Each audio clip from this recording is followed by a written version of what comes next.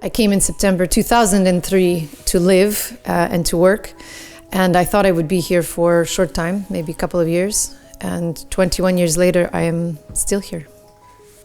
My name is Lana Nyland. I was born in Canada, but actually I've lived in Ukraine for the last 21 years. In Canada, I had just finished university, but I was also a dancer, and I realized I was not finished with my dance career. One of my passions actually was Ukrainian national dance, and I started this in Canada. And when I was about 18, the National Ensemble of Ukraine, Ensemble Virskova, came to Canada, and I was just in love. I sat on the edge of my seat and wondering, how can they move so beautifully, so high, so gracefully? And I said to myself, I don't know how or when, but I will dance with this group.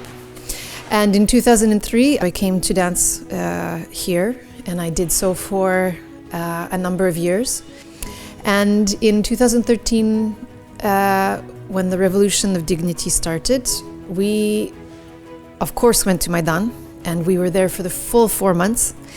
And following the movement of the revolution into war in the East, we ended up losing our business.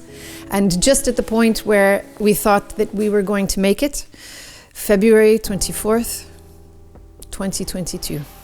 And that changed everything. All of our efforts are geared towards the areas or communities that are living in Kharkiv Oblast or Donetsk or Zaporizhzhia. So I am founder of Ukrainian Patriot and CEO, which means I oversee all projects. In the early days, I was on every run that we did to the east or to the south. I was at every dacha that we have looked at and tried to renovate. I was in every therapy class in which we've done with kids or women. And what does that look like? We operate on 5 different pillars. Pillar 1 is humanitarian, so we help civilians who cannot or will not leave the front line, and that includes animals as well. We help medical personnel who are in frontline hospitals and stabilization points, helping to keep our defenders alive until they can make it to the 2nd point and the 3rd point.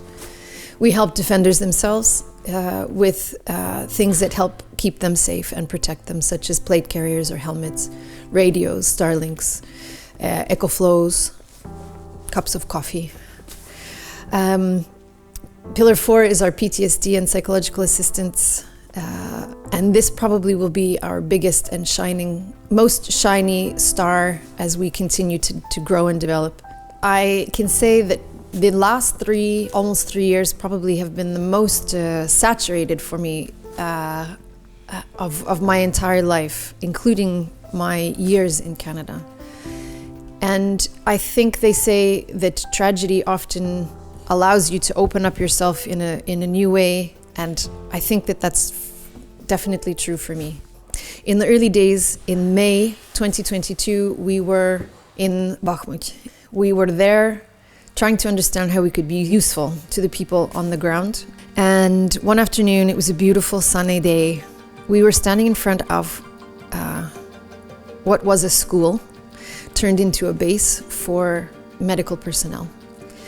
And we were having a conversation with a combat medic who was telling us about his day and the things that he needed but didn't have at this moment, and how we could be plugged into their needs.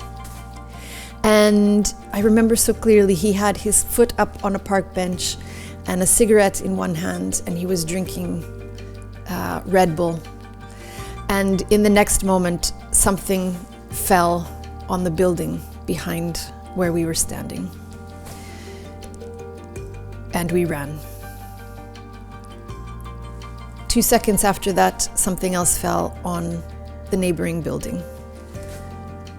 3 or 4 seconds after that, something else fell on the front of the building where we were standing. Had it happened in reverse order, I would not be here now. It was the most awakening moment, I think, of my life, because it made me realize life is so fleeting and every moment is so precious. Yes, tomorrow I could be gone just like that. But here, now, today, I know that I can do something useful. And my usefulness allows me to help other people. And that also shows other people that they can be useful. I think that there are lots of corners of maybe every country, maybe even Ukraine, where people are tired of this war. And it would be easier for us just to close our eyes about what's happening and to go for a cocktail. It is Friday after all. And not worry about Yuri or Tanya or Natasha, who are fighting for their lives. But really, what are you doing then in that case? What is your life about? Why are you here? If we don't care about each other, what's the point?